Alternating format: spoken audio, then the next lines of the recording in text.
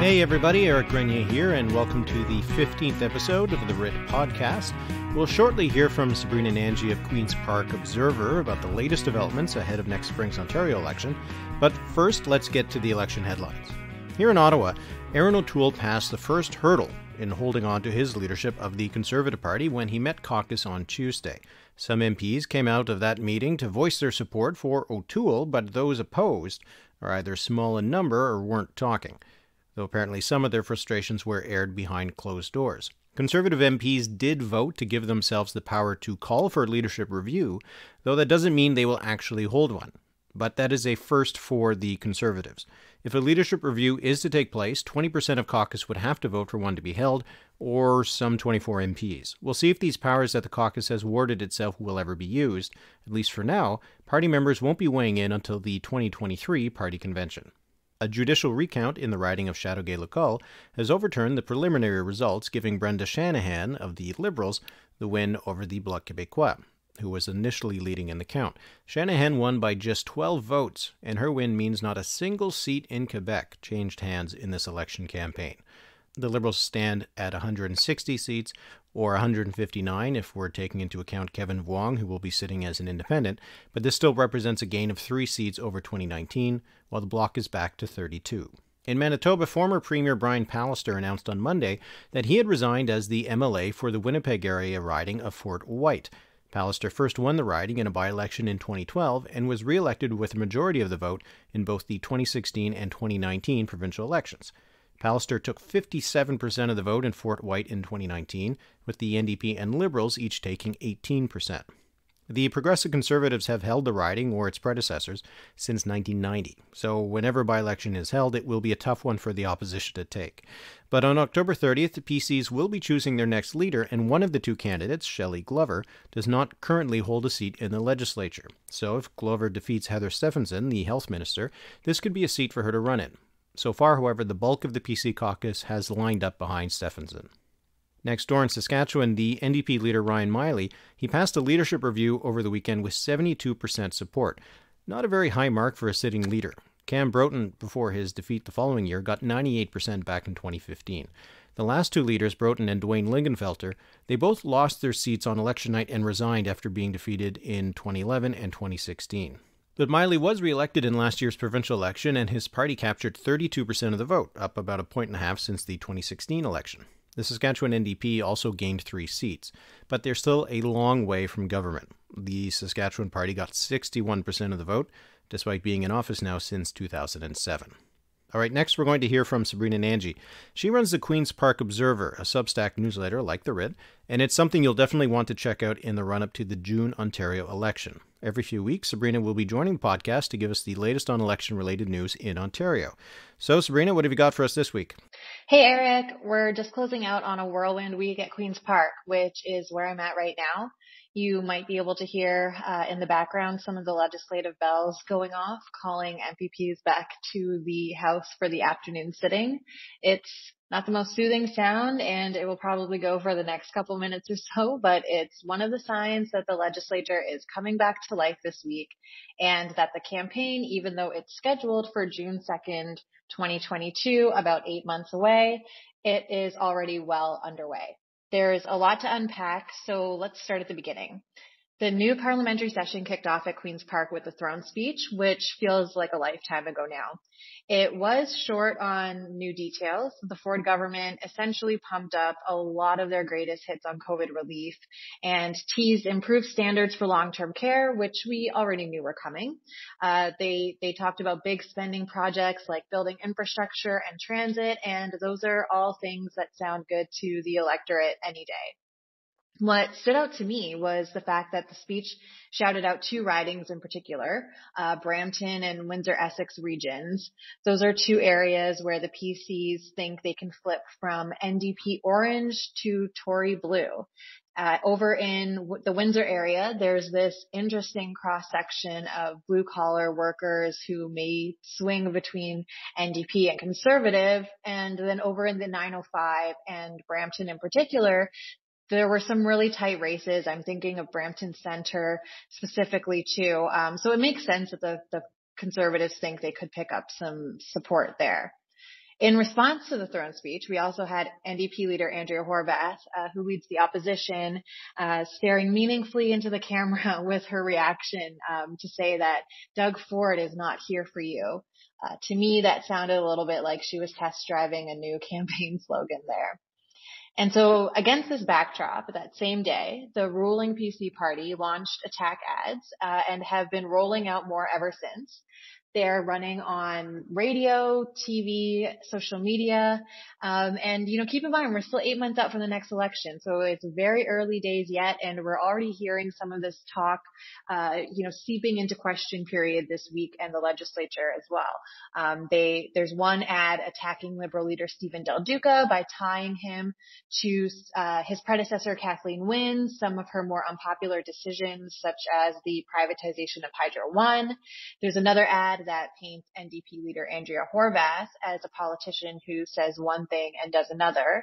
And then there's another one that is a little more positive. It pumps up Premier Doug Ford as a yes man who is not afraid to, spend money where he needs to. It also seems like Stephen Del Duca is actually emerging as the man to beat for 2022. Keep in mind, he doesn't have a seat. He's the leader of the third place party whose 7-member Liberal caucus doesn't even qualify for recognized status and all the legislative resources and time that come with that. His party is not doing so hot on the fundraising side of things either, but the numbers for Q3 are starting to roll in, so that could change. But despite all of that, both the NDP and the PCs are taking aim at Del Duca. On top of this ad that we saw from the Conservatives this week, the NDP had already launched a similar attack ad using clips of Del Duca waiting for a Zoom call to start, and again, tying his record to the Wynne days. And, Del Duca looks awkward, okay? He's joked in a self-deprecating way himself that, he's not the most charismatic guy, but I think, who among us hasn't loved awkward on a Zoom in this last year or so? The NDP also scored a star candidate this week, and I think we're going to see a lot more candidate nominations ramping up as we get closer to June. The NDP actually got Irwin Elman, so he was Ontario's child advocate until the Ford government nixed the position. He's going to be carrying the orange banner in Don Valley West. Now, Don Valley West is a Liberal stronghold. It's been represented by former Premier Kathleen Wynne since 2003, but Wynne is not planning on running again. And some folks think Elman is, as they've put it to me, a sacrificial lamb because it's pretty much a safe Liberal seat. But here's the thing, is that the Liberal candidate in that riding does not have a high profile, politically speaking, certainly not as much of, a star candidate as Irwin Elman is.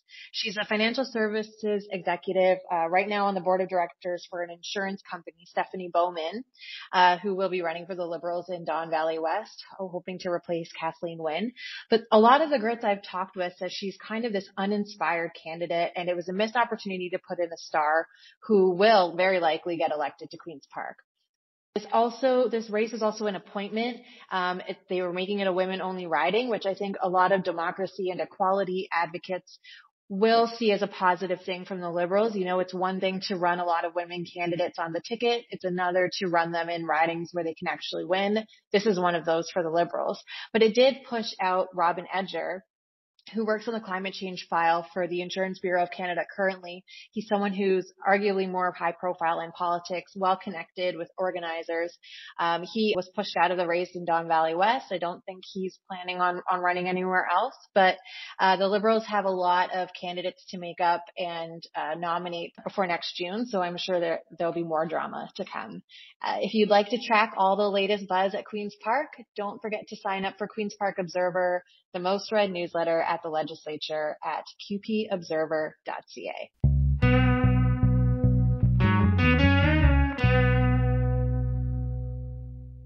Hey, I'm Brett Chang. And I'm Jay Rosenthal. And we're here to tell you about Canada's top and only daily business news podcast. It's called The Peak Daily, and every morning we get you up to speed on the need-to-know Canadian and global business stories. And we do it without all the jargon that can make business news a little dull?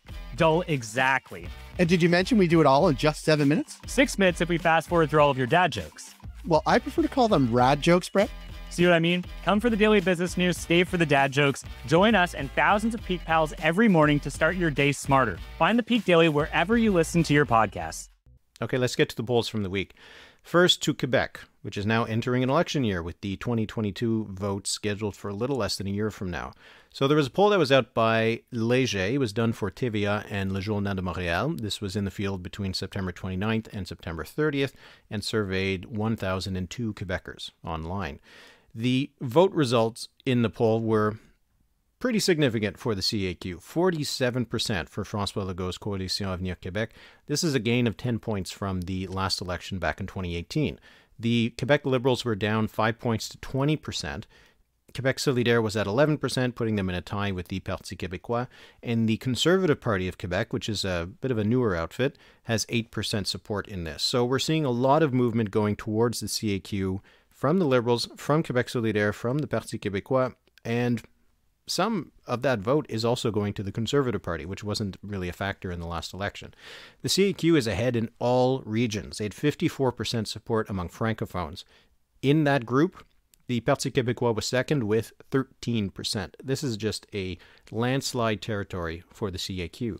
The Liberals, of course, have their strongest support among Anglophones, also in the Montreal region, while the Conservatives were actually second in Quebec City. They had 18% support, 35 points back at the CAQ. But it's interesting to see that the Conservative Party there, which is a bit more of a populist party, not really anywhere close to where the federal Conservatives are they actually going to be finishing second in a lot of Quebec City ridings?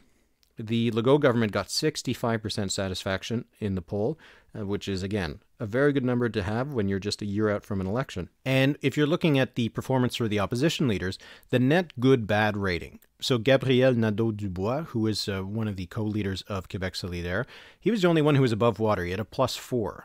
So we'll see if him being a little bit more present on the campaign trail this time, because I think he will be the main focus rather than Manon Massé, who is no longer one of the co-leaders. Is that going to help Quebec Solidaire? Dominique Anglade, who is the Liberal leader, she had a -3 rating, so not too bad considering how low support is for the Quebec Liberals, but certainly not in contention with François Legault. Paul Saint-Pierre Plamondon, who is the Parti québécois leader, he was -16. So he's got to have a lot of work to do if he's going to try to increase the Parti québécois numbers, because 11% would be their worst ever result. Éric Zuhaim, who is the leader of the Conservatives, though, he's a -32. So some people like him a lot, but a lot of people don't like him. From a popular government in Quebec, let's go to an unpopular one in Alberta. This poll was done by Think HQ. It was done between September 29th and October 1st. 1,116 Albertans were surveyed online. These are bad numbers for Jason Kenney. His approval rating was 22%. His disapproval rating was 77%. That is just a awful, awful number for a sitting leader. If you just look at those who strongly disapproved or strongly approved of Jason Kenney, 6% strongly approved, 61% strongly disapproved. Now, this is a party that took 55% of the vote back in 2019, and you only have 39% of the electorate that doesn't strongly disapprove of Jason Kenney. Rachel Notley, who is the leader of the NDP, her approval rating was at 50%, her disapproval was at 47%. These have just been plunging for Kenney. He was +7 in the net rating. He's now -55, but he was +7 as recently as April 2020.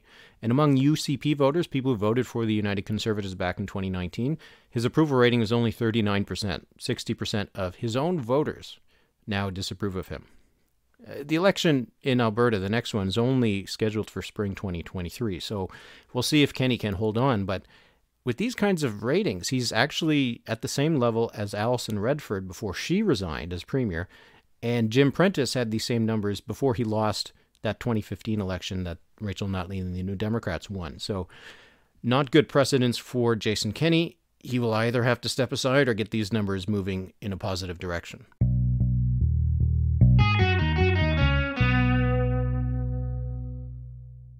Okay, let's get to the questions of the week. This one is from Pete Pettis from the Twitter machine.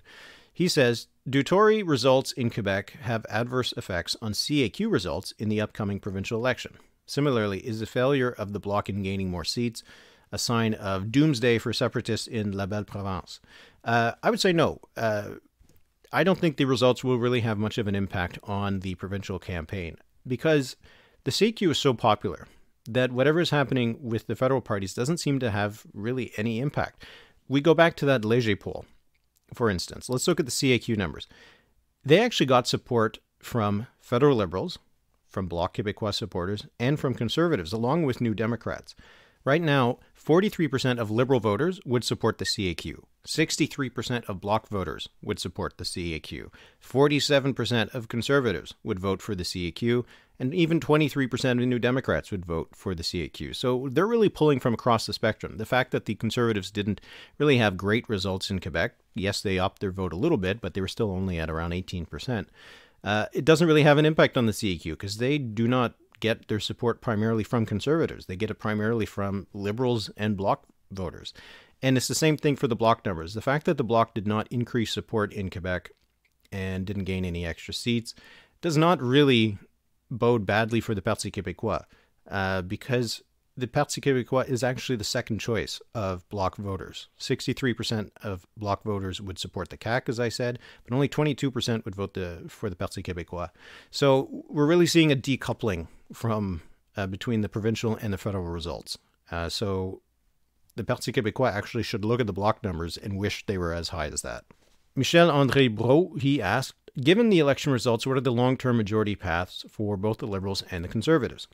Well, the long-term paths for the Liberals, it's really what it was going into this campaign, just trying to get a couple seats here and there to get themselves to 170, because they already have that base of urban and suburban Canada, and they've increased that base in the suburban parts. And so they just need to add, small cities in Quebec, Trois-Rivières, for example. They need to get small cities in Ontario, Peterborough, Niagara Falls, get back those rural Atlantic seats, pick up an extra seat in the GTA, pick up an extra seat in Winnipeg, Charleswood, for example, get an extra seat in the BC Lower Mainland, maybe win in Edmonton Mill Woods in Alberta. It's just a very targeted approach that the Liberals need to do just to get those extra few seats in those suburbs, in those small cities that they weren't able to win in last month's election, and get back some of those rural Atlantic seats that they lost. For the Conservatives, it's obviously a much bigger pull. There are 51 seats short of majority government. If you look at what those 51 seats were in terms of the ones they were closest to winning, there's not a huge amount of surprise. 13 of those 51 were in the Greater Toronto and Hamilton area. So for the Conservatives to win a government, they do need to win in the GTA. No shock there. They also need to get back seats in the BC Lower Mainland. 8 of those 51 were in the BC Lower Mainland. So it is about getting back to the suburbs of Toronto and Vancouver. And if they do that, they'll already be halfway there. But some of the other areas are perhaps less obvious. So there were 7 seats that they were short in that would have got them to 170 that are in smaller cities. So we're talking about getting back into Kitchener, winning seats in London, winning seats in Windsor, the Niagara area, St. Catharines. Those are the places where the Conservatives need to win. They need to win those small cities, get the suburbs in the GTA and Vancouver. But also one of the interesting things is they actually did pretty well in Northern Ontario. They were pretty close to winning some of those seats. There's actually 6 seats of the 51 that they were the closest to winning. 6 are in Northern Ontario. So that is an interesting thing to watch. And really, maybe the Ontario provincial election campaign next spring could give us some hint just how strong that blue vote is in Northern Ontario. Apart from that, they need to get back their seats in Alberta that they lost. They could pick up an extra few in rural Atlantic Canada, maybe 3 more in Quebec. But really, it is about getting back to the suburbs, small cities, maybe increasing in places like Northern Ontario. Riding of the Day on Twitter asked, what second places were surprising for you? I'm thinking of NDP second place in Chilliwack Hope, Conservative second place in Brampton East, etc. I was looking around the map to see which ones were the second place finishes that surprised me. There were a couple that surprised me, but not so much in the way that you might think. Nanaimo Ladysmith, Vancouver Island, this was a Green seat. The Conservatives finished second, and the Greens third. Now, it's not really a big surprise that the Conservatives finished second, because they were second in 2019. And on Vancouver Island, you might not expect it, but the Conservatives actually have quite a bit of support outside of the Victoria area. But what was surprising about that second place finish for the Conservatives is that the Greens finished third. This means that the Greens did not finish second anywhere in the country. There was not a single riding where the Greens were in second place.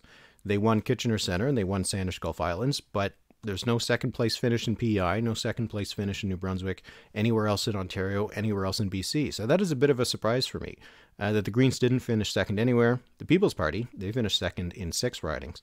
And though I'm expanding things a little bit, I think it is notable just to note that the Maverick Party, we talked a little bit about them. They didn't turn out to have really any impact on this campaign, but they finished third in Battleford's Lloydminster. So that's their best performance. Some other ones just to note on Vancouver Island again, just to stick there, the Liberals actually finished second in Victoria. This used to be a Green NDP fight, and now it's the Liberals who were second. The Liberals picked up 5 points and moved into second because the Greens fell 19. And another one that caught my attention was Desnethe, Missinippi, Churchill River, northern Saskatchewan. Buckley Belanger, who was a former NDP MLA who resigned that seat to run for the federal Liberals, he finished second in that riding. But he was still 22 points behind Gary Vidal of the Conservatives. He had absolutely no impact on the Liberal vote. So the fact that this candidate really didn't improve fortunes for the Liberals in Desnethe, Missinippi, Churchill River, that was a bit of a surprise.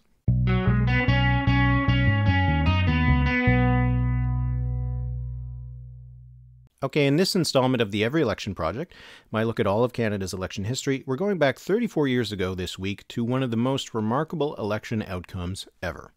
I'm talking about the New Brunswick provincial election held on October 13th, 1987. The Progressive Conservatives under Richard Hatfield had by then been in power for 17 years.